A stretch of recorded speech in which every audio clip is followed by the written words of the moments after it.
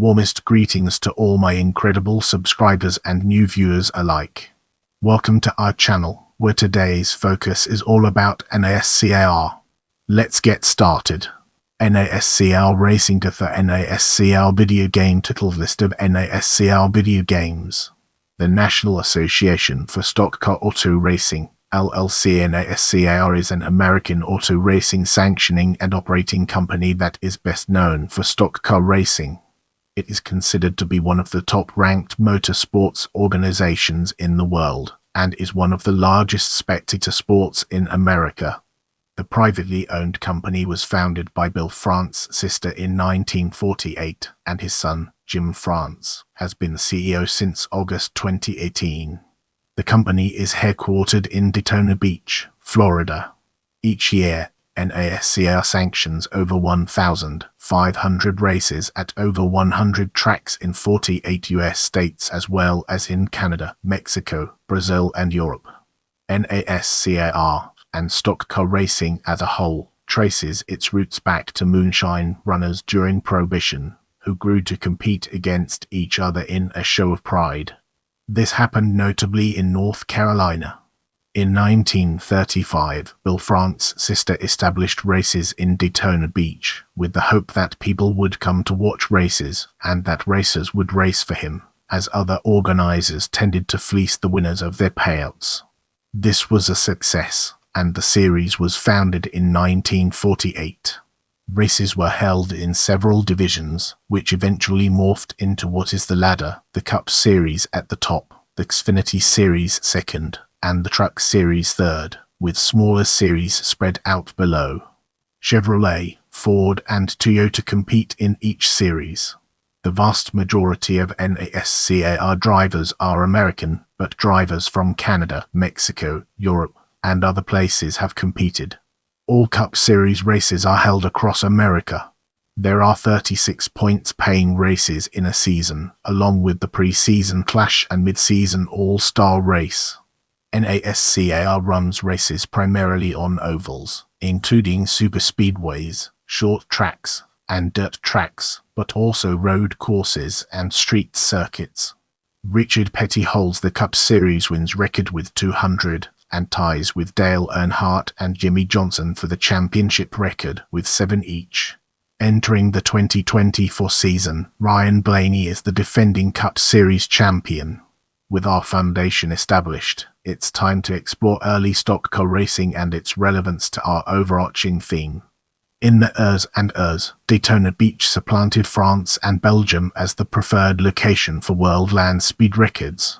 After a historic race between Ransom Olds and Alexander Winton in 1903, 15 records were set on what became the Daytona Beach road course between 1905 and 1935. Daytona Beach had become synonymous with fast cars in 1936.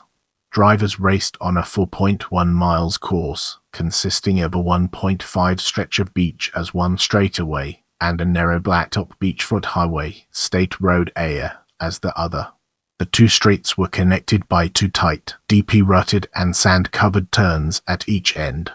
Stock car racing in the United States has its origins in bootlegging during Prohibition, when drivers ran bootleg whiskey made primarily in the Appalachian region of the United States.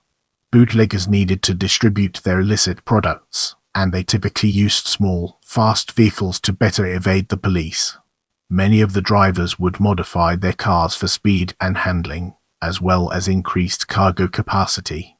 The repeal of Prohibition in 1933 dried up some of their business, but by then the people of the American South had developed a taste for moonshine, and a number of the drivers continued running shine, this time evading the revenuers who were attempting to tax their operations.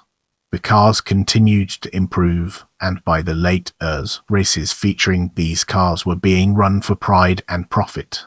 These races were popular entertainment in the rural southern United States, and they are most closely associated with the Wilkes County region of North Carolina.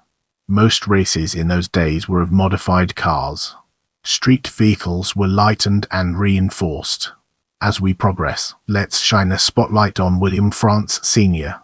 and examine its intricate interplay within our topic. Mechanic William France Sr. moved to Daytona Beach, Florida, from Washington, D.C., in 1935 to escape the Great Depression. He was familiar with the history of the area from the land speed record attempts. France entered the 1936 Daytona event, finishing fifth. He took over running the course in 1938. He promoted a few races before World War II.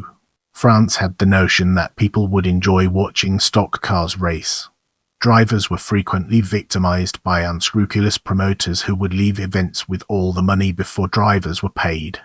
On December 14, 1947, France began talks with other influential racers and promoters at the Ebony Bar at the Streamline Hotel in Daytona Beach, Florida, that ended with the formation of NASCAR on February 21, 1948. The spotlight now falls on Owen Cannonball Baker as we delve deeper into its details. The first commissioner of NASCAR was Owen Cannonball Baker, a former stock car, motorcycle, and open-wheel racer who competed in the Indianapolis 500 and set over 100 land speed records. Baker earned most of his fame for his transcontinental speed runs and would prove a car's worth by driving it from New York to Los Angeles. After his death, the famous transcontinental race, the Cannonball Run, and the film that was inspired by it were both named in his honor. Baker is enshrined in the Automotive Hall of Fame, the Motorcycle Hall of Fame, and the Indianapolis Motor Speedway Hall of Fame. This level of honor and success in each diverse racing association earned Baker the title of King of the Road. In this chapter, we'll be shedding a light on Bob "Barky" Barkheimer and its role in shaping our understanding. In the early years, the United States Navy stationed Bill France Jr. at the Morphed Federal Airfield in Northern California. His father asked him to look up Bob Barkheimer in San Jose, California. Barkheimer was a star of midget car racing from the World War II era, and later ran about 22 different speedways as the head of the California Stock Car Racing Association. Young Bill developed a relationship with Bob Barkheimer and his partner, Margot Burke. He went to events with them, stayed weekends with them, and generally became very familiar with racing on the West Coast. Barky, as he was called by his friends, journeyed to Daytona Beach and met with Bill France's sister in the spring of 1954. NASCAR became a stock car sanctioning body on the Pacific Coast under Barky. In this chapter, we'll be shedding light on Wendell Scott and its role in shaping our understanding.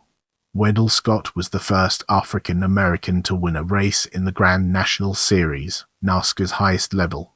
He was posthumously inducted into the NASCAR Hall of Fame in Charlotte, North Carolina, January 30, 2015.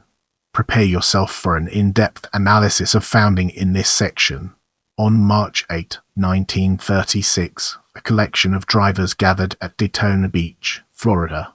The drivers brought coupes, hardtops, convertibles, and sports cars to compete in an event to determine the fastest cars and best drivers. Throughout the race, the heavier cars got bogged down in the sand, while the lightweight Fords navigated the ruts of the course, eventually claiming the top 6 finishes for the race. Of the 27 cars that started the event, only 10 managed to survive the ordeal, as officials halted the event 10 miles short of the scheduled 250 miles distance. Driver Milt Marion was declared the winner, and a young Bill France placed 5th at the end of the day. By early 1947, Bill France saw the potential for a unified series of racing competitors. France announced the foundation of the National Championship Stock Car Circuit, otherwise known as NCSCC. France approached the American Automobile Association, or AAA, in hopes of obtaining financial backing for the venture. When the AAA declined support of the venture, France proceeded to announce a set of rules and awards for the NCSCC. France declared that the winner of the 1947 NCSCC season would receive $1,000 and a trophy. The season would begin in January 1947 at the Daytona Beach track and conclude in Jacksonville the following December. Nearly 40 events were logged during the season, and attendance often exceeded the venue's capacity. The competitors were paid as promised, and by the end of the season, driver Fonty Flock was declared the season champion after winning 7 events of the 24 that he entered. Bill France delivered the $1,000 and 4-foot-high trophy to Flock at the end of the season, along with $3,000 in prize money to other drivers who competed throughout the season. At the end of the 1947 season, Bill France announced that there would be a series of meetings held at the Streamline Hotel in Florida, beginning on December 14, 1947. At 1 p.m., France called to order the 35 men who represented the NCSCC on the top floor of the hotel. The meeting was the first of 4 seminars in which France would outline his vision of an organized group of race car drivers. The name originally chosen for the series was National Stock Car Racing Association, when it was pointed out that that name was already in use by a rival sanctioning body, National Association for Stock Car Auto Racing, proposed by Mechanic Red Vote, was selected as the organization's name. NASCAR was founded by William France, sister on February 21, 1948 with the help of several other drivers of the time. The original plans for NASCAR included 3 distinct divisions: Modified, Roadster, and Strictly Stock. The Modified and Roadster classes were seen as more attractive to fans. It turned out that NASCAR fans wanted nothing to do with the Roadsters, which fans perceived as a Northeast or Midwest series. The Roadster division was quickly abandoned, while the Modified division now operates as the NASCAR Well & Modified Tour.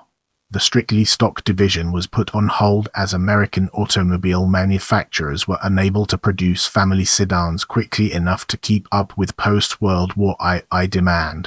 The 1948 schedule featured 52 modified dirt track races. The sanctioning body hosted its first event at Daytona Beach on February 15, 1948. Red Byron beat Marshall Teague in the modified division race. Byron won the 1948 national championship. Things had changed dramatically by 1949, and the Strictly Stock division was able to debut with a 20 miles exhibition in February near Miami.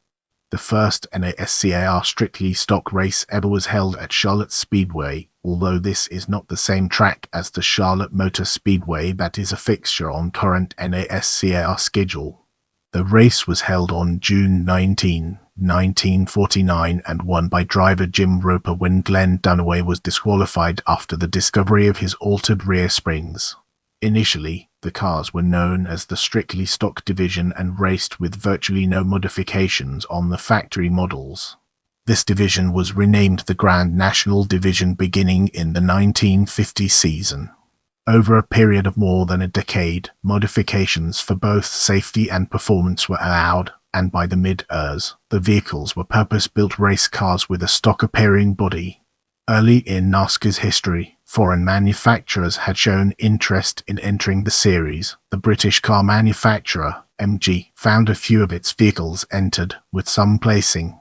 For example, on August 16, 1963 in the International 200, Smokey Cook drove an MG to 17th finish. The first NASCAR competition held outside of the US was in Canada, where on July 1, 1952, Buddy Schumann won a 200-lap race on a half-mile 800m dirt track in Stamford Park, Ontario, near Niagara Falls.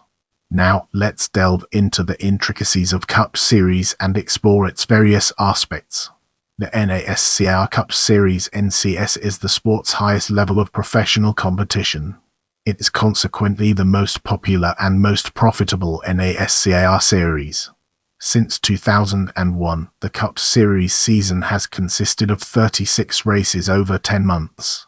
Writers and fans often use Cup to refer to the NCS, and the ambiguous use of NASCAR as a synonym for the series is common. The 2022 NCS champion is Joey Logano. The record for most championships is 7, held by 3 drivers, Richard Petty, Dale Earnhardt, and Jimmy Johnson. Johnson has the record for most consecutive with 5 consecutive Cup Series Drivers' Championships from 2006 to 2010. Previously, the most consecutive championships had been 3 in a row by Cale Yarborough in the late '80s, the only other time when a driver has won 3 or more NASCAR Cup Series championships in a row. The Cup Series had its first title sponsor in 1972.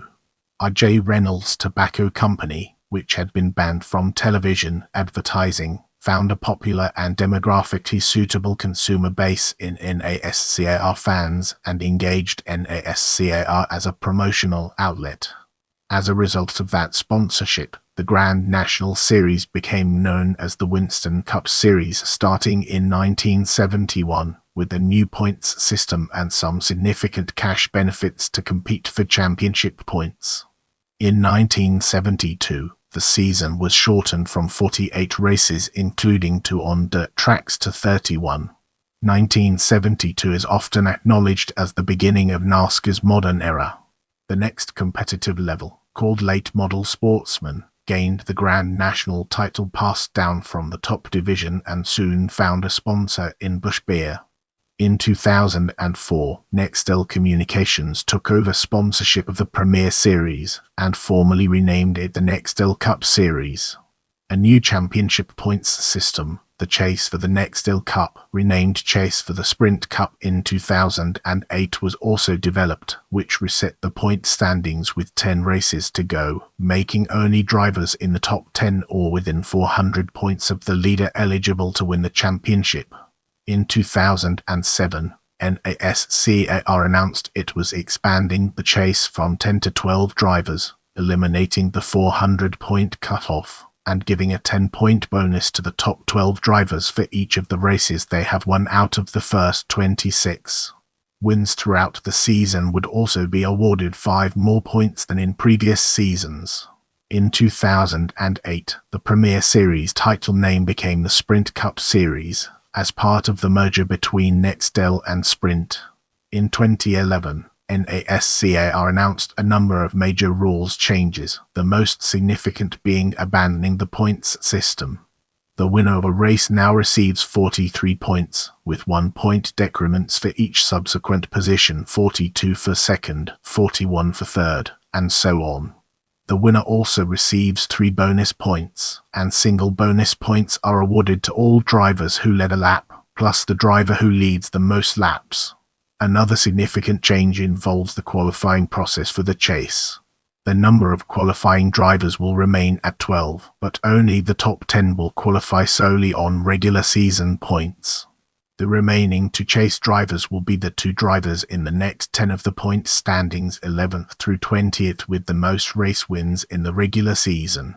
In 2014, NASCAR announced another revamp to the chase format, expanding the chase pool to 16 drivers, and eliminating 4 drivers after every 3 races, leaving 4 drivers to compete for the championship at the season finale at Homestead. In addition, wins were given an increased emphasis, with the 16 drivers with the most wins 15 if the points leader is winless. Points leader will receive an automatic berth, gaining a spot in the chase. If there are fewer than 16 winners, the remaining spots will be filled based on the conventional points system.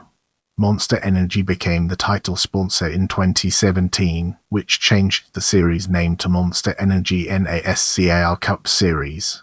With Monster Energy's title sponsorship, NASCAR also abandoned the chase name and now refers to the last 10 races simply as the playoffs, similar to most other sports. After the 2019 season, NASCAR declined an offer from Monster Energy to remain the title sponsor of the top series.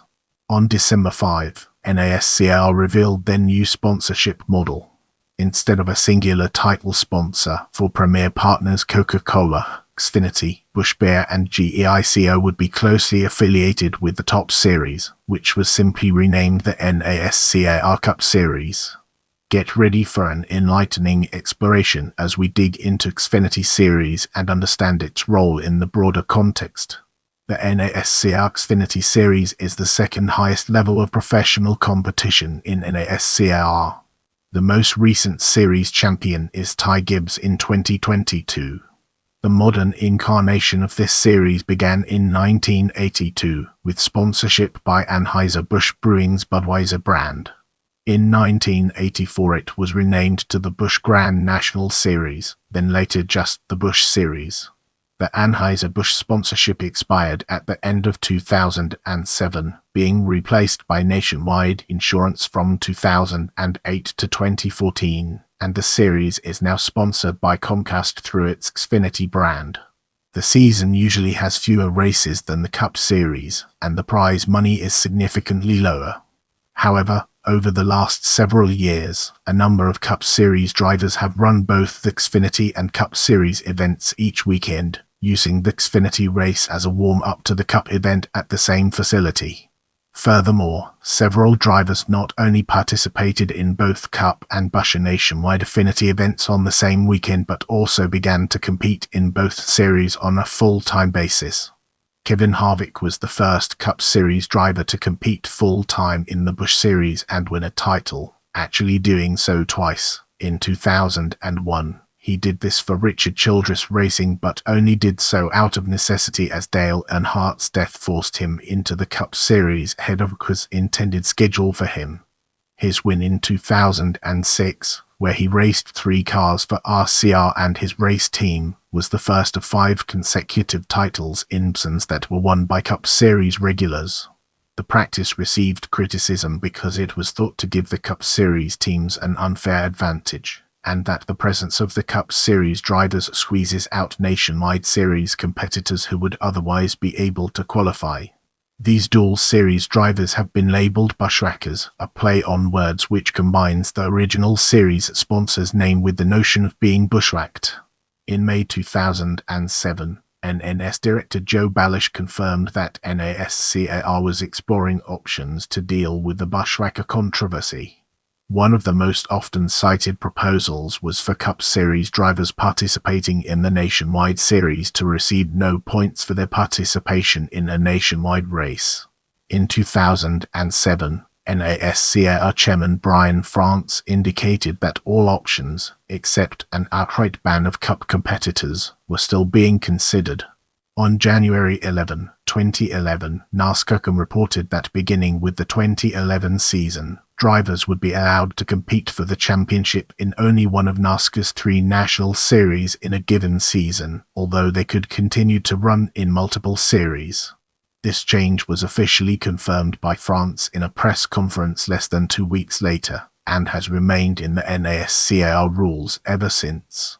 Beginning in 2010, the Nationwide cars adapted somewhat to the current Car of Tomorrow or COT design used by Cup cars, with different bodies from the Cup Series. In 2016, the chase format was extended to both the Xfinity and Truck Series. Instead of the 4-round, 10-race format used in the Cup Series, the chase in each of the 2 supporting series consists of 3 rounds and 7 races in all, with each preliminary round consisting of 3 races. The Xfinity Series chase involves 12 drivers instead of the 16 participating in the Cup Series chase. 4 drivers are eliminated at the end of each preliminary round of the chase in the Xfinity Series, which also mirrors the Cup Series chase. This means that 4 drivers are eligible for the series title entering the final race, as in the Cup Series. Similar to Cup, starting in 2017 the chase moniker was dropped and the final 7 races are now referred to as the Xfinity Playoffs. Even with restrictions limiting points earnings to 1 national series, Cup drivers were still running and winning a vast majority of Xfinity Series races through 2015. Starting with the 2015 season finale, NASCAR began to add additional restrictions in regards to Cup drivers running Xfinity races. Beginning in the 2020 season, Cup drivers with more than 3 years of experience in the top series were limited to 5 races per season. Furthermore, those same drivers are ineligible to run the regular season finale, NXS playoff races, or Dash for Cash races. As we enter this new phase, let's navigate the complexities of Craftsman Truck Series and discover its practical applications. The NASCAR Craftsman Truck Series features modified pickup trucks. It is one of the three national divisions of NASCAR, together with the Xfinity and Cup Series. The most recent series champion is Zane Smith in 2022.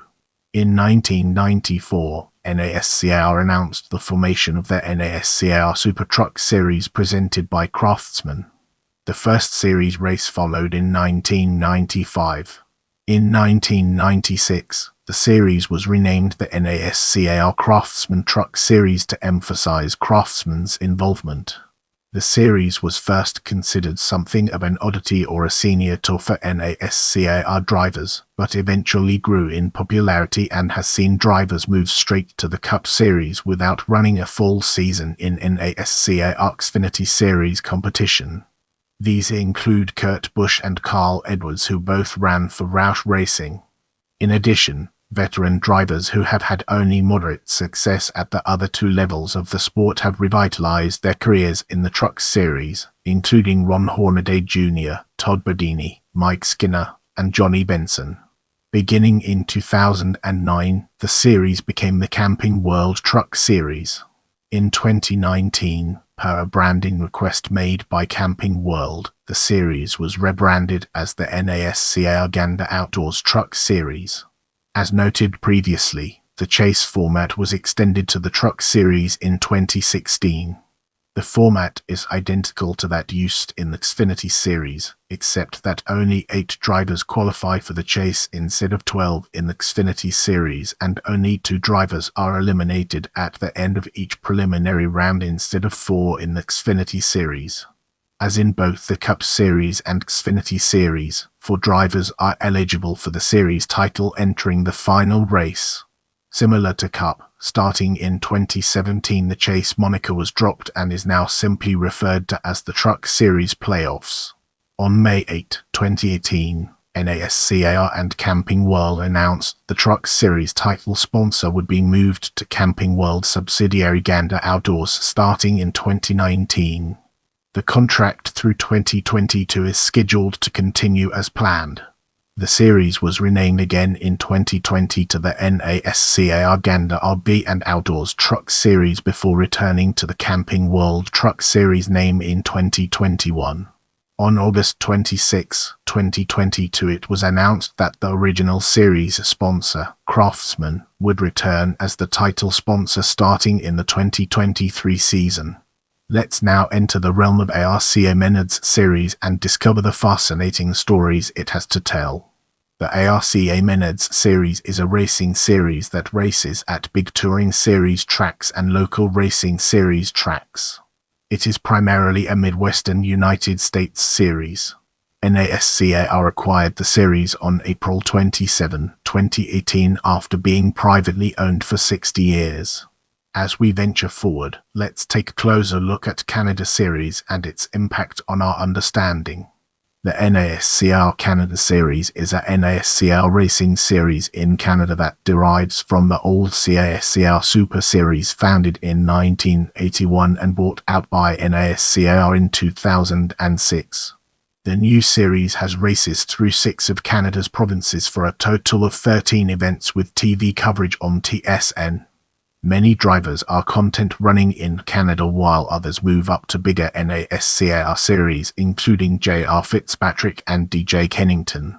The cars are a bit different from the cars seen in America, being more akin to a late model, though steel tube framed silhouette bodies powered by engines is still the norm. Brace yourself for a captivating discussion on Mexico Series as we explore its nuances and implications. In December 2006, NASCAR also announced the creation of a new series in Mexico, the NASCAR Corona Series, now Mexico Series, replacing the existing Desafo Corona Series, to begin in 2007. In 2004, NASCAR also began to sanction a mini-stock racing series in Mexico, known as the Mexico Series. Welcome to the next segment, where we explore Well in Your Series and its significance in our journey. In early 2012, NASCAR announced that it would sanction the existing European-based NASCAR Euro Series as a NASCAR Touring Series. On July 1, 2013, with partnership from NASCAR Wellen Engineering, the series was renamed the NASCAR Wellen Euro Series. Now, let's dig deeper into regional racing series and unveil the hidden treasures it holds within. In addition to the 6 main national series, NASCAR operates several other racing divisions under the NASCAR Roots banner. Moving forward, we'll be taking a closer look at weekly series. Many local race tracks across the United States and Canada run under the NASCAR Advance Auto Parts Weekly Series banner, where local drivers are compared against each other in a formula where the best local track champion of the nation wins the Wellen All-American Weekly Series National Championship. The Wellen All-American Series is split into 4 car divisions as well as state and track championships separately. Each division champion receives a point fund money payout, and even more goes to the national champion driver with most points out of the 4 division winners. The Wellen All-American Series is the base for stock car racing, developing NASCAR names such as Clint Bowyer, Jimmy Spencer, Tony Stewart, the Bodini brothers, and many others along the way. Brace yourself for a captivating discussion on Wellen Modified Tour as we explore its nuances and implications. The Wellen Modified Tour races open-wheel modified cars in northern and southern divisions. This is NASCAR's oldest division, and the modern division has been operating since 1985 as the Winston Modified Series and later in 1994 as the Featherlight Trailers Modified Series. Now, let's shift our perspective and explore ARCA Menards Series East and West through a fresh lens, unlocking new perspectives. The ARCA Menards Series feeder divisions, which consists of East and West divisions, race pro stock cars that are similar to old Xfinity Series cars, although they are less powerful. The East Division was originally divided into the Busch North Series, which raced in northeastern states, and the Busch East Series, which raced throughout southeastern and mid-Atlantic states. The West Division was originally known as the Winston West Series and raced throughout southwestern and coastal Pacific states. In 2008, the series came together in East and West divisions under sponsorship from Camping World as the Camping World Series. Kinfilters took over the sponsorship in 2010. 2019 was the last season for both of the series before they are to go under the ARCA banner in 2020 as part of the unification of the NASCAR KinPro Series East and West and the ARCA Menards Series. The series became known as the ARCA Menards Series East and ARCA Menards Series West starting in 2020, meaning 2019 was also Kin's last year as the series title sponsor. Let's now venture into the realm of AutoZone Elite and other divisions and explore the fascinating intricacies it holds. In the past, NASCAR also sanctioned the AutoZone Elite division, which raced late model cars that were lighter and less powerful than Cup Series cars, and was originally split into 4 divisions: Northwest, Southwest, Southeast, and Midwest. At the end of 2005, NASCAR announced that the AutoZone Elite division would be discontinued after the 2006 season due to having trouble securing NASCAR-sanctioned tracks to successfully host AutoZone Elite division events, plus escalating costs of competing and downsizing of the division in recent years. In 2003, NASCAR standardized rules for its AutoZone Elite and Grand National Divisions regional touring series as to permit cars in one series to race against cars in another series in the same division. The top 15 Grand National or 10 AutoZone Elite in each series will race in a one-race playoff, called the NASCAR Toyota All-Star Showdown, to determine the annual AutoZone Elite and Grand National champions. This event has been hosted at Irwindale Speedway in California since its inception. Many drivers move up through the series before reaching the Cup Series. In 2002, over 9,000 drivers had licenses from NASCAR to race at all levels. The winners of the All-American Series National Championship, the ARCA Menards Series, ARCA East and ARCA West Championships, the Welland Modified and Grand National Divisions, and the 3 National Series are invited to Las Vegas in December to participate in Champions Week ceremonies.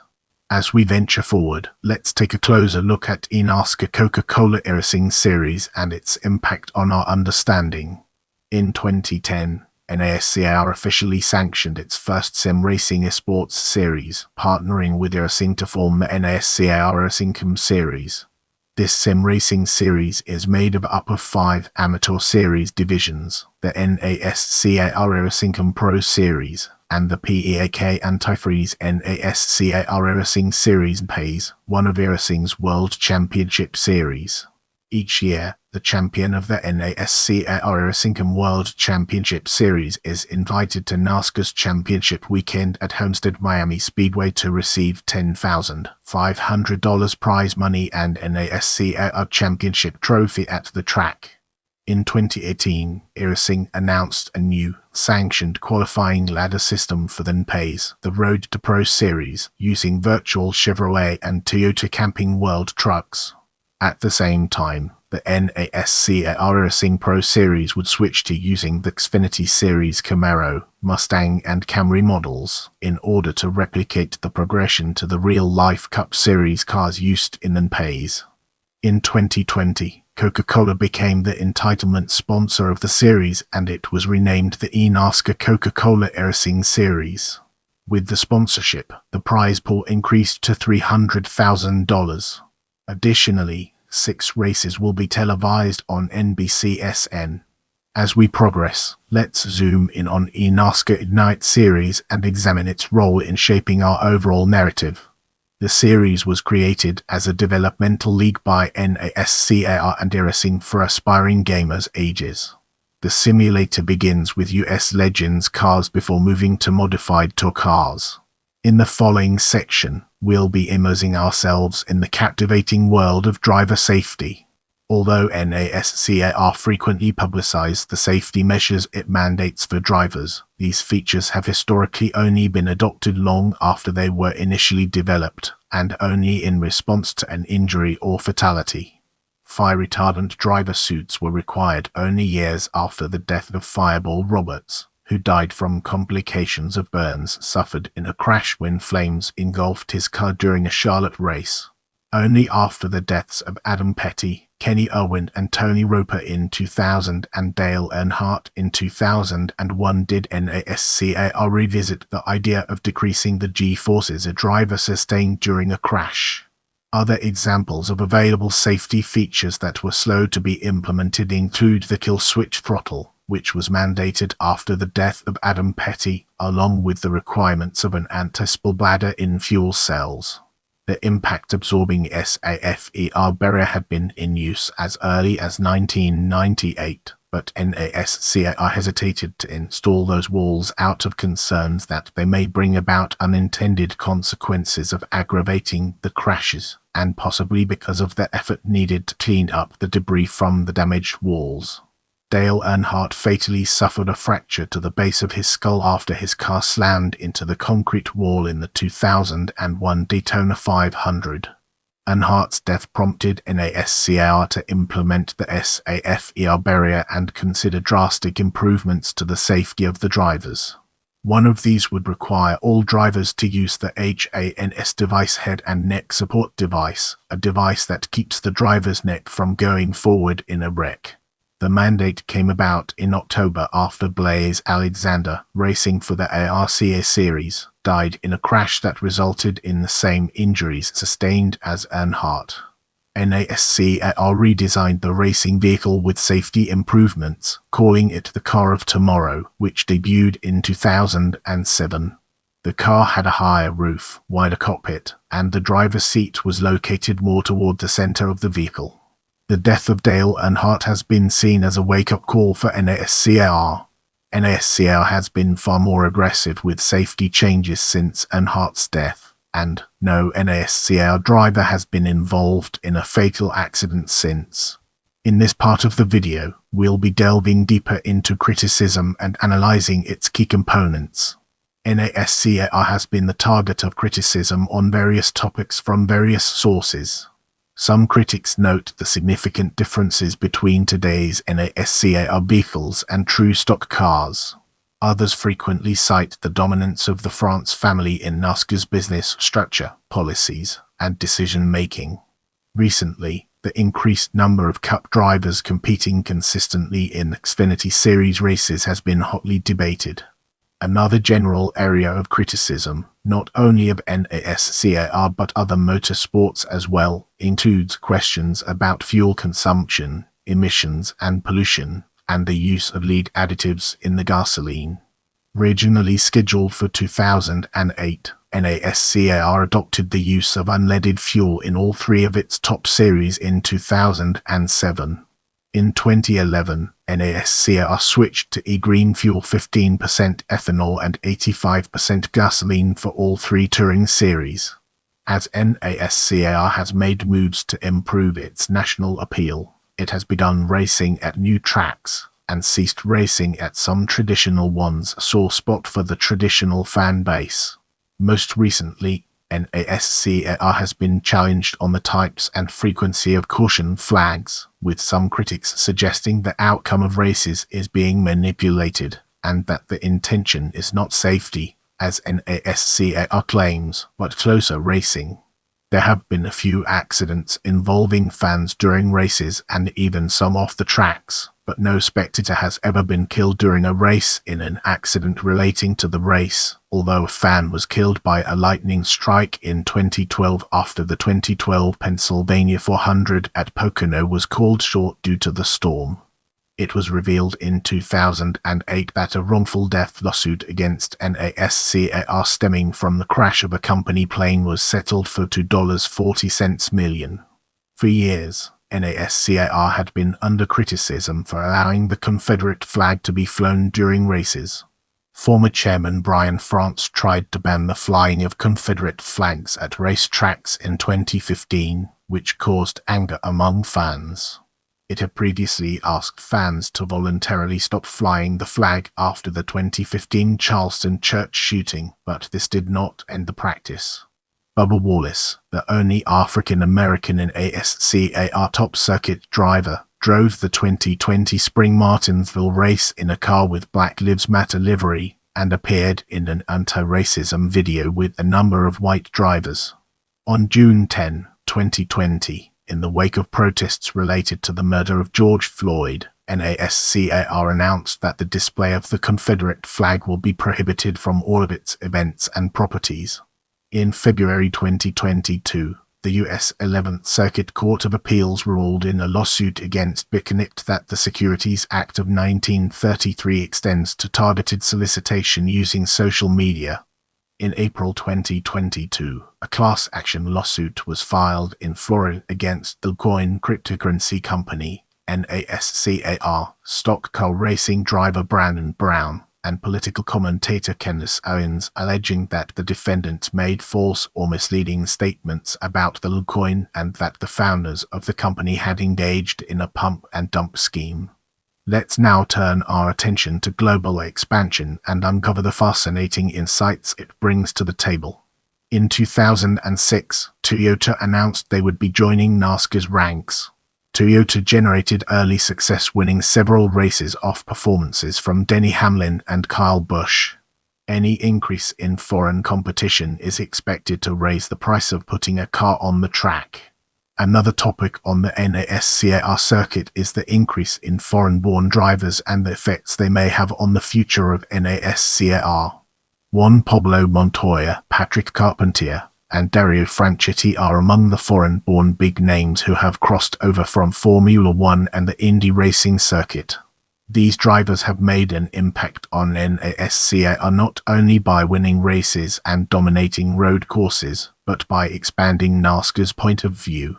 NASCAR included a race at the Mexican road course Autódromo Hermanos Rodriguez in the nationwide series schedule from 2005 through 2008, as well as a race in Montreal, Canada at Circuit Gilles Villeneuve from 2007 through 2012, with the Camping World Truck Series adding a date at Canadian Tire Motorsport Park in 2013.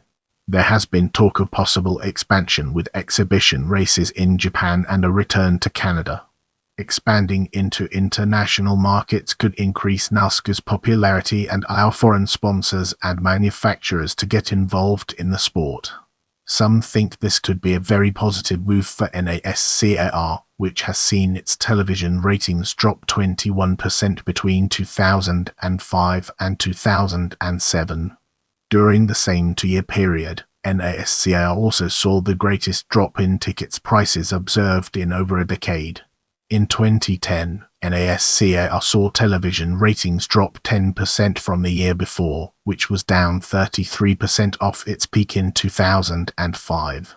Some think that an increase in international diversity would translate into growth and generate greater opportunities for NASCAR fans.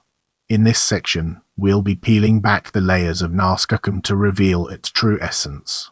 In October 2000, Turner Sports acquired the digital rights to NASCAR and subsequently took over its website, which features news, information, and interactive features such as Race Review and Race Buddy surrounding its series.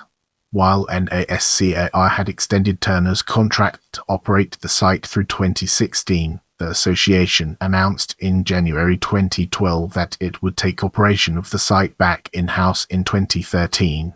As a result, a new NASCAR was launched on January 3, 2013, which features a multimedia-oriented design enhanced to provide a higher level of fan interaction and provide an improved second screen experience for viewers on mobile devices. On May 7, 2019, NASCAR announced a sports betting content partnership with the Action Network to provide editorial content and analysis to NASCAR, including recommended picks and value bets. NASCAR said the partnership was intended to prepare for the spread of legal sports betting in the U.S. following the 2018 U.S. Supreme Court ruling overturning the federal PASPA sports betting prohibition. NASCAR previously struck an exclusive deal with sports data solutions provider Genius Sports to develop an official NASCAR gaming offering for legal sportsbooks. Brace yourselves for the next chapter, where we'll be dissecting NASCAR Digital Media. NASCAR Digital Media is a television production company located in Charlotte, North Carolina, United States. The company is a subsidiary of NASCAR and produces programs designed to promote the sport of professional stock car racing.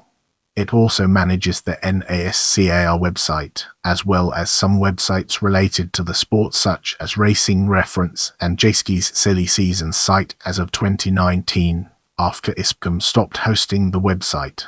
They also own NASCAR Classics, a free online base of classic NASCAR races.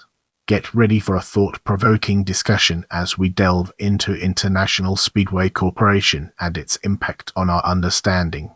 International Speedway Corporation (ISC) was founded by Bill France's sister in 1953 to construct and manage tracks at which NASCAR holds competitions.